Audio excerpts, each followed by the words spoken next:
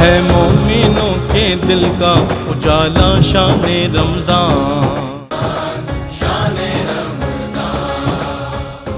ناظرین کرام خوش آمدید، آپ پروگرام دیکھ رہے ہیں رحمت سحر، تسیم صابری کے ساتھ۔ عدل پر بات ہو رہی ہے تو اس کی ضد ہے جور، ظلم، یہ اس کی ضد ہے۔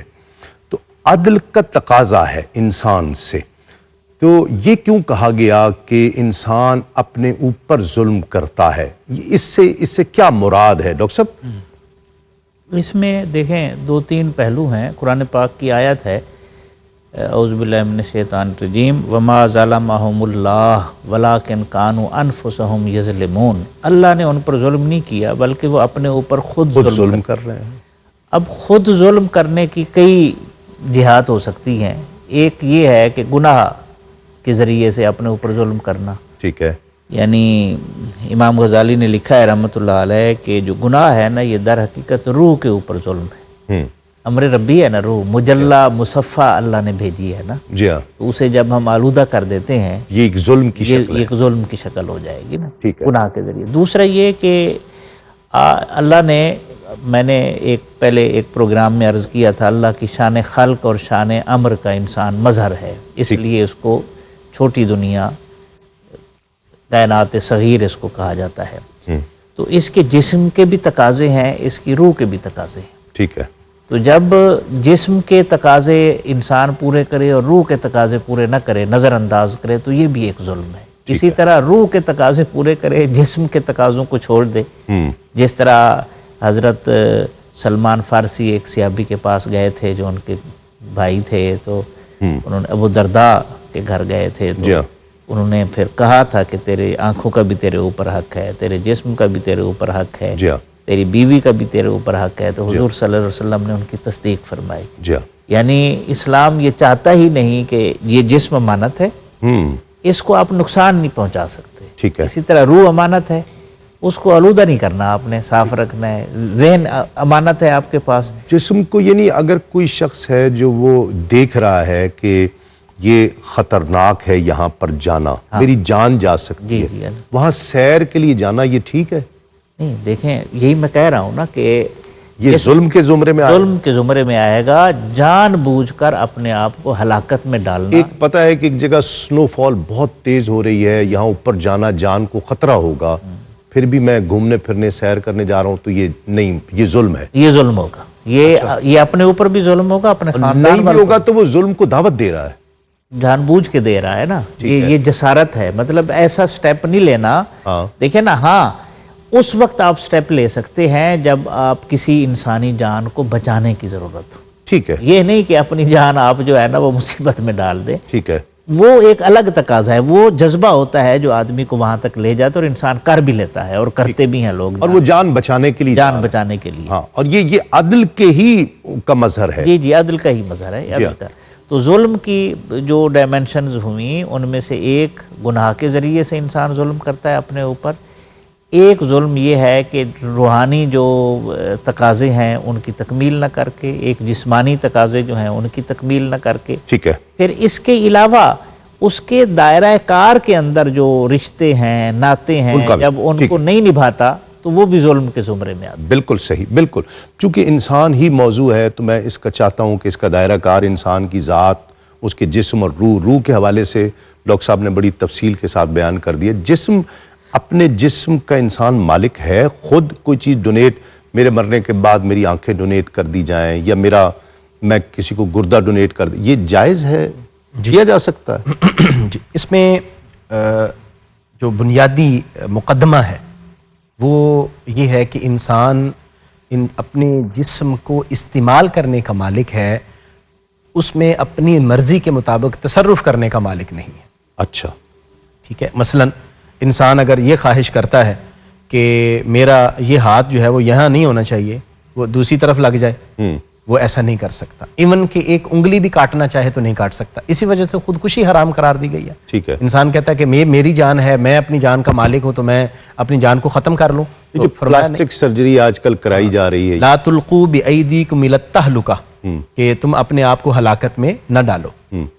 اسی طرح ہاں آپ جو فرما رہے ہیں اس میں کوئی ایسی شرعی مجبوری نہیں بس خوبصورت نظر آنا نہیں، وہ اس طرح کی نہیں ہے، بلکہ اس میں نبی کریم صلی اللہ علیہ وآلہ وسلم نے جو چیزیں مطلب یہ ہے کہ انسان کو مطلب وہ عمر اس کی ایک ہے اور وہ چاہتا یہ ہے کہ میں ایسا وہ نظر نہ آؤں، ناک کی سرجری کروا لی، ہونٹوں کی سرجری کروا لی، جی اس میں نبی کریم صلی اللہ علیہ وسلم نے کئی چیزوں سے منع بھی فرمایا ہے۔ اچھا، اور بلکہ حدیث مبارکہ میں آتا ہے کہ اللہ کی تخلیق کو تبدیل نہ کرو، ٹھیک ہے، تو اللہ کی تخلیق کو جو تبدیل کرنے کا ہے وہ یہ ہے کہ کوئی میڈیکلی کوئی شرعی مجبوری نہیں ہے، تو ویسے ہی اس کو تبدیل کیا جا رہا ہے۔ جو ٹیٹوز وغیرہ بنواتے ہیں ہاں اس کو بھی منع کیا گیا ہے، وہ بھی خودوانا ٹھیک نہیں منع ہے۔ ہاں اسی طرح نبی کریم صلی اللہ علیہ وسلم نے فرمایا کہ جو عورتیں مردوں کی مشابہت اختیار کرتی ہیں، جو مرد عورتوں کی مشابہت اختیار کرتے ہیں، ان پر اللہ کی لعنت ہے، ٹھیک ہے، وہ بھی اسی زمرے میں آتا ہے، ٹھیک ہے، کیونکہ انسان کو اللہ نے مرد بنایا ہے تو وہ مرد ہے، وہ مردوں جیسے معاملات کرے، اور جس کو عورت بنایا ہے وہ عورت ہے۔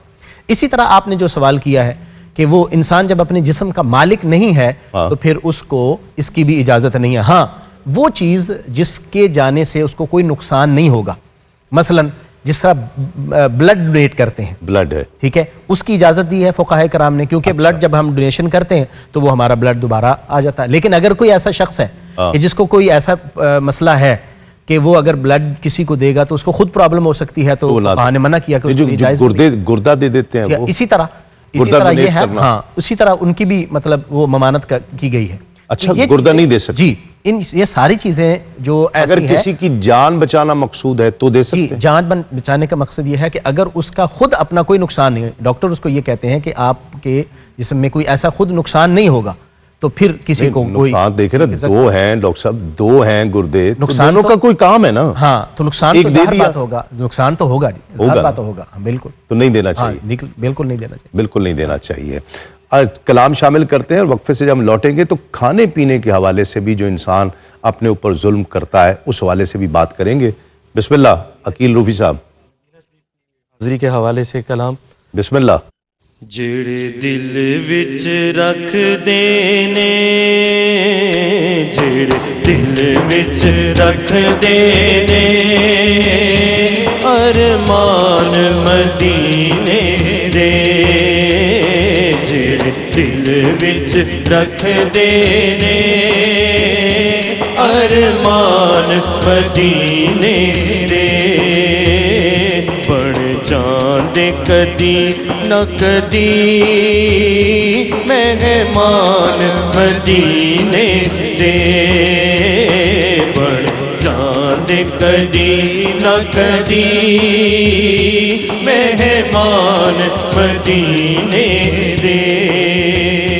مولا تیرا شکر کراں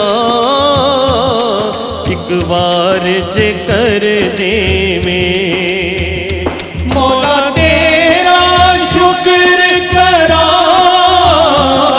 ایک بار جے کر دے میں، ایک بار جے کر دے میں،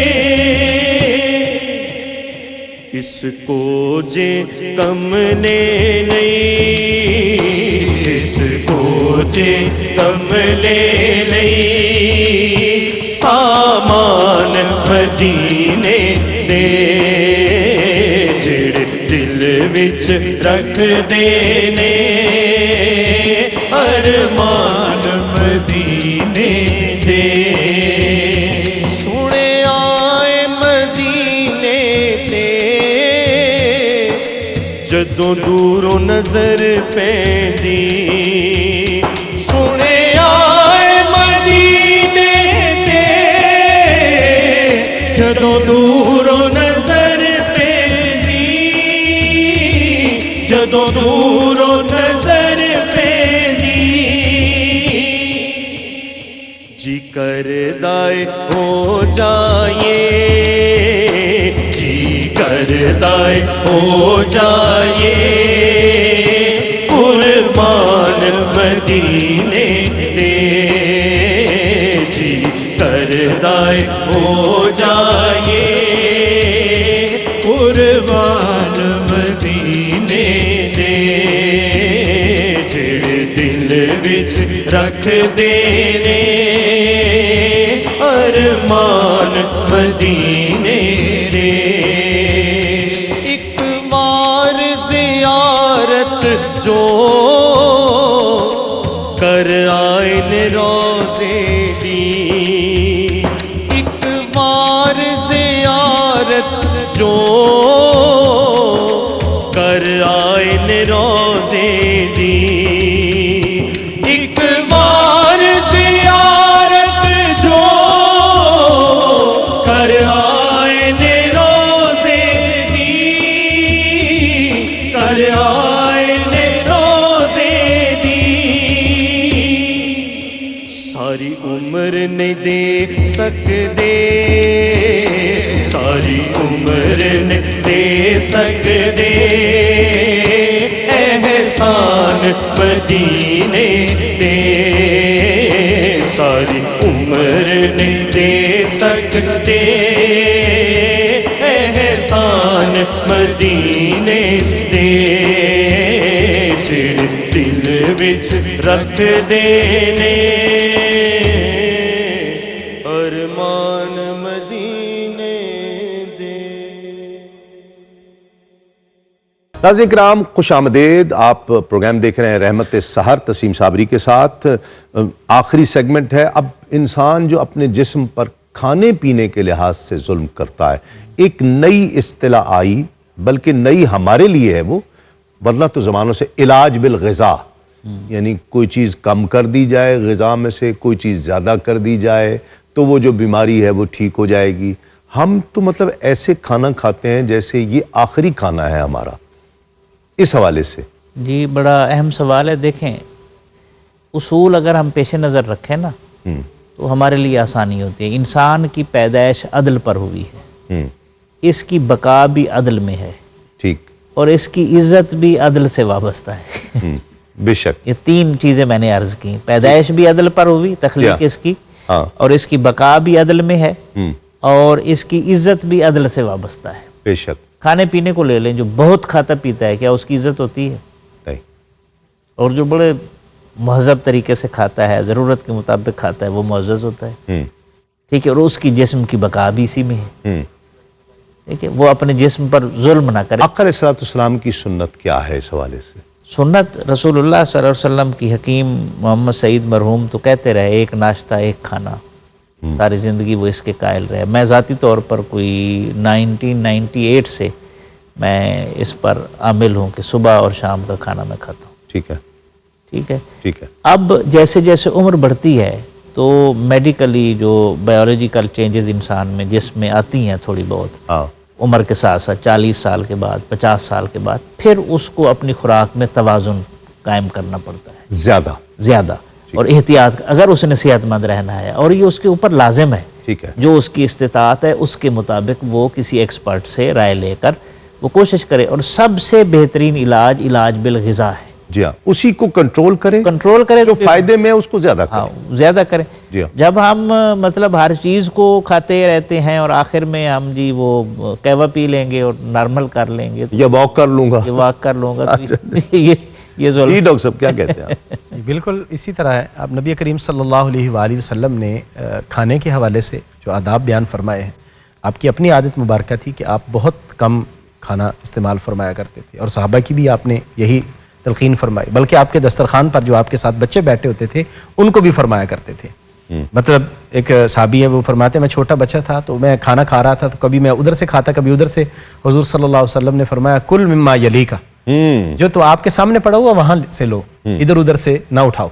اور پھر حضور صلی اللہ علیہ وسلم نے اعتدال، کھانے میں اعتدال کا فرمایا. اچھا پھر یہ ہے کہ بعض صحابہ ایک ہوگا ایک کھانے کے لیے، ایک سانس کے لیے، ایک جی ہاں پانی کے لیے، ہاں بالکل ایک آنت پانی کے، اسی طرح ایک حصہ. تو اس میں پھر یہ بھی ہے نا جی کہ جو کھانے میں اعتدال رکھتا ہے اور کم کھاتا ہے وہ زیادہ عبادت بھی کر سکتا ہے، وضو بھی زیادہ دیر تک اس کا قائم رہتا ہے روحانی اعتبار سے.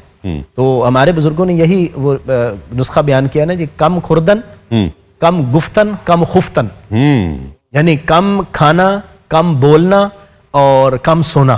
یہ روحانی اعتبار سے بلیدگی کا باعث بنتا ہے اور انسان میں روحانی عروج کا باعث بنتا ہے. حضرت ام المومنین حضرت عائشہ صدیقہ کی بھی روایت غالباً ہے کہ جس میں فرمایا کہ حضور نے کبھی زندگی میں سیر ہو کر پیٹ بھر بالکل پیٹ بھر کر نہیں کھایا. بالکل پیٹ بھر کر نہیں کھایا.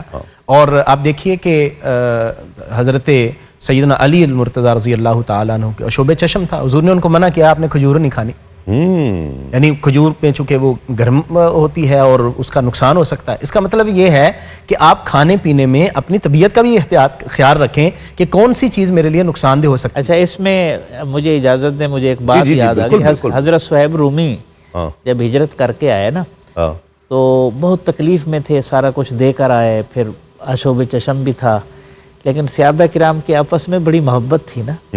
تو وہ آئے تو وہ آ کے گر پڑے، بے ہوش تھے، کھجوریں پڑی ہوئی تھی، صحابہ کھا رہے تو آپ نے بھی کھانے شروع کر دی. تو میرے خیال میں حضرت علی نے یا حضرت عمر نے تھوڑا سا ان کو چھیڑا، یا رسول اللہ صلی اللہ علیہ وسلم دیکھیں صہیب کو جو ہے اشوب چشم بھی ہے، پھر کھجوریں بھی کھا رہے ہیں. تو حضرت صہیب مسکرائے، فرمانے لگے یا رسول اللہ میں جس طرف سے کھا رہا ہوں اس طرف اشوب چشم نہیں. اللہ بہت شکریہ ڈاکٹر صاحب آپ کی آمد کا. ڈاکٹر صاحب آپ کی آمد کا بھی شکریہ. عقیل احمد روفی آپ کی ٹیم ماشاءاللہ بہت اچھا پڑھا آپ نے آج، اور میرے لیے یہ بڑے اعزاز کی بات ہے جی، آپ تعریف کر رہے ہیں. نہیں بالکل بالکل، اور آپ میں وہ روفی صاحب کی تربیت جھلک رہی ہے، جو آپ ان کی صحبت میں رہے ہیں وہ آپ کے اندر نظر آ رہا ہے. ادب آداب بھی اور پڑھنا بھی، پڑھت میں بھی ماشاءاللہ. خوش رہیے، سلامت رہیے. ناظرین کرام، ہر چیز میں عدل. انسان اپنے لیے جو عدل نہ کرے وہ ظلم ہے، اپنے اوپر ظلم کرنا. وہ کھانے پینے سے جس طرح ڈسکس ہوا، آپ کھا لیں پی لیں تو یعنی سیر ہو کر کھانے مناسب نہیں. بہت پیٹ بھر کھانا، جس ایک حصہ کھانا، ایک حصہ ہوا کے لیے اور ایک پانی کے لیے، یہ ضروری ہے. آقا علیہ السلام نے ہر چیز کی تربیت فرمائی ہے. ایک صحابی حاضر ہوئے اور عرض کیا یا رسول اللہ وہ فلاں صحابی ہیں، وہ دن میں روزے سے رہتے ہیں، رات میں قرآن کی تلاوت کرتے ہیں، قیام کرتے ہیں. آقا علیہ السلام اور دیکھا بہت عرصے سے میں انہیں دیکھ رہا ہوں. آقا علیہ السلام نے بلایا اور فرمایا، غالباً حضرت عبداللہ بن عمرو بن عاص تھے غالباً، تو فرمایا کہ تم پر تمہارے جسم کا بھی حق ہے، تمہارے گھر والوں کا بھی حق ہے، تمہارے بیوی بچوں کا بھی حق ہے، تمہارے رشتہ داروں محلے داروں کا بھی تم پر حق ہے. تو اس لیے اگر روزہ رکھتے ہو، اس پہ خوشی محسوس کرتے ہو، ذوق محسوس کرتے ہو. آقا علیہ السلام نے دیکھ لیا کہ یہ ریاکاری کے لیے نہیں کر رہے ہیں بلکہ اخلاص سے کر رہے ہیں، پھر بھی منع فرمایا. آقا علیہ السلام نے فرمایا کہ جس طرح حضرت داؤد روزہ رکھا کرتے تھے اس طرح رکھ لیا کرو. ایک دن روزہ رکھو، ایک دن چھوڑ دو، ایک دن روزہ رکھو، ایک دن چھوڑ دو، اور پھر قرآن مجید ایک مہینے میں پورا کرو. انہوں نے عرض کی کہ یا رسول اللہ میں اس سے زیادہ کی طاقت رکھتا ہوں. آقا علیہ السلام نے فرمایا اچھا 15 دن میں کر لیا. عرض کیا یا رسول اللہ میں اس سے زیادہ کی طاقت رکھتا ہوں. کہا 10 دن میں کر. تو گویا آقا علیہ السلام نے ہر چیز میں اعتدال، کہ آپ عبادات بھی اگر کر رہے ہیں تو اس کے لیے بھی وہ وقت اب ذوق اور شوق قائم رکھ کر کیجئے، لیکن اس کے ساتھ ساتھ اس عبادت اور ریاضت کے ساتھ ساتھ آپ کے بیوی بچوں کا، آپ کے والدین کا، آپ کے گھر بار کا حق ہے اس میں. یہ آقا علیہ السلام کی تعلیمات ہیں. یعنی ایون عبادت اور ریاضت اور زہد و ورع، اس سے بڑھ کر کیا ہو سکتا ہے، اس کے لیے بھی اعتدال کا آقا علیہ السلام نے حکم دیا کہ معاشرتی جو آپ کے جو تعلقات ہیں، رشتے، اس میں عدل پیدا کرنے کے لیے اس میں بھی عدل کیا جائے اور اتنا کرو. پھر آقا علیہ السلام نے جو فرمایا کہ جب تمہاری عمر زیادہ ہو جائے گی تو اتنا نہیں کر پاؤ گے. وہ چیز زیادہ پسندیدہ ہے جس میں دوام ہو، جس میں ہمیشگی ہو، کہ وہ ہمیشہ کر سکتا ہے. انشاءاللہ کل آپ سے ایک مرتبہ پھر ملاقات ہوگی. تسلیم احمد صابری کو اجازت دیجیے. السلام علیکم. تسلیمات. باغ سے جب گل چن چن سونگو،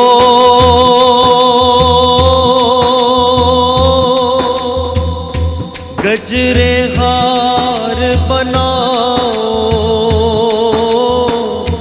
باغ لگانے والے کو بھی یاد ذرا فرماؤ،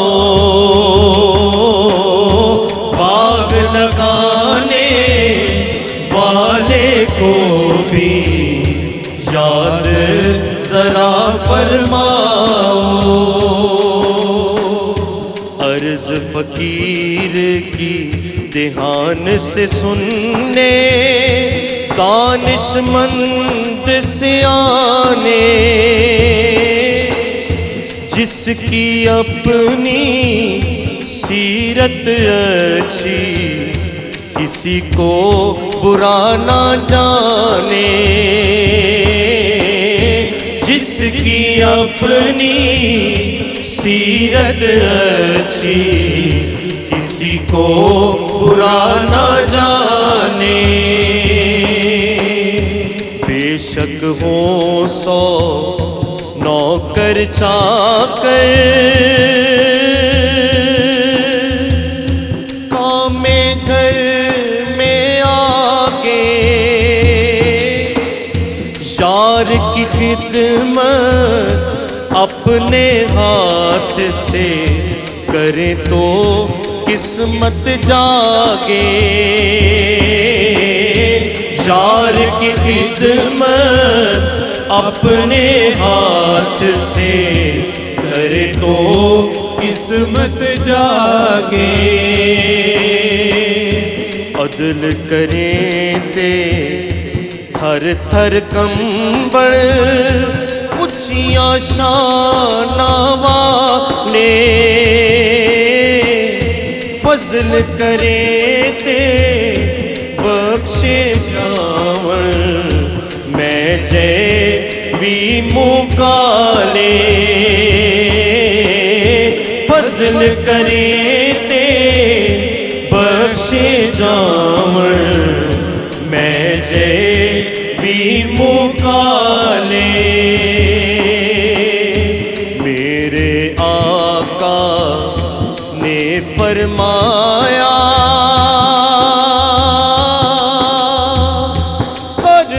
خدمت ماندی، جس نے کعبہ تکنا ہووے تک لے صورت ماندی، جس نے کعبہ تکنا ہووے تک لے صورت ماندی. ماتے پیو جے دوویں سجنوں رب دا میٹھا میوہ، جس نے جنت جانا ہووے کر لے دعا دی سیوا، جس نے جنت جانا ہووے کر لے تہاڈی سیوا. ماں مرے مک جاندے پیکے، پیو مرے کر ویلا، سالا مرن نہ ویر کسے دے اجڑ جاندا جے میلا، سالا مرن نہ ویر کسے دے اجڑ جاندا جے میلا، سالا مرن نہ ویر کسے دے اجڑ جاندا جے میلا.